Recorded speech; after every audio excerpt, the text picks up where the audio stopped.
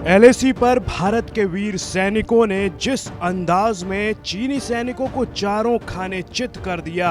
और जिसके बाद अब चीनी सैनिकों के तेवर ढीले पड़ने लगे हैं। चीनी सैनिकों के तेवर इसलिए भी ढीले पड़े हैं क्योंकि अब कड़ाके की ठंड आने वाली है और यही वजह है कि अब चीन को भी ये मानना पड़ा कि एलएसी पर उनके सैनिकों की तैनाती सही जगह नहीं है और इसलिए उसने विवाद को जल्द से जल्द खत्म करने की उम्मीद जताई है। यानी कि दुनिया भर में अपनी सेना को शक्तिशाली बताने वाला अब पूरी तरह से भारत के सामने नतमस्तक होने वाला है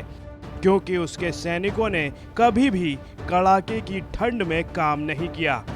तो वहीं दूसरी तरफ भारत ने अपनी ताकतवर सेना के 35,000 जाबाज सैनिकों को एलएसी में उस जगह तैनात किया है जहां जबरदस्त ठंड है। भारतीय जाबाज सैनिक पहले से यहां काम कर चुके हैं क्योंकि भारतीय सैनिक इस मौसम और इस इलाके से निपटने के लिए मानसिक रूप से पहले ही तैयार हैं। चीन के विदेश मंत्रालय के प्रवक्ता झाओ लिजियान ने अपनी मीडिया को जानकारी देते हुए कहा, हम सभी को उम्मीद है कि जल्द ही हमारी सेनाएं सीमा से लौट आएंगी और एलएसी पर कोई तनाव नहीं होगा। चीनी प्रवक्ता ने अपने सैनिकों को एलएसी से वापस बुलाने की तरफ इशारा करते हुए कहा कि आप सब जानते हैं कि एलएसी पर 4,000 मीटर की ऊंचाई पर प्राकृतिक रूप से हालात बेहद कठिन हैं। सर्दियों में वो जगह इंसान के रहने लायक नहीं होती। ऐसे में हमें उम्मीद है कि कूटनीतिक और सैन्य चैनलों और जमीनी स्तर पर वार्ताओं के जरिए हम लोग इस विवाद को जल्द से जल्द सुलझा लेंगे। मौजूदा वक्त में चीन और भारत की सेनाएं एलएसी पर जहां एक दूसरे के सामने हैं, वहां का तापमान 0 से भी नीचे तक पहुंच जाता है और ऐसे में चीनी सैनिकों के लिए हालात बेहद कठिन साबित होने वाले हैं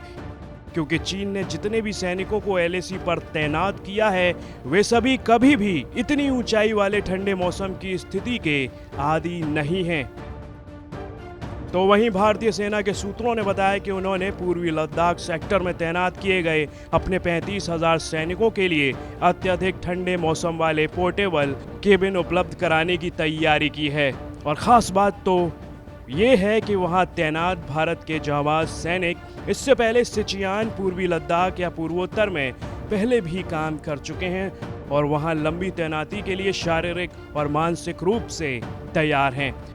फिलहाल एलएसी के ज़्यादातर इलाके में ठंड के मौसम में तापमान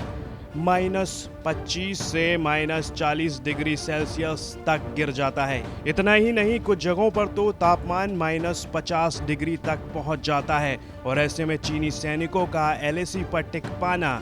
बेहद मुश्किल है क्योंकि एक तरफ उसकी सेना की हर हरकत का जवाब देने के लिए भारत के वीर सैनिक खड़े हैं तो दूसरी तरफ कड़ाके की ठंड। ब्यूरो रिपोर्ट, भारत तक।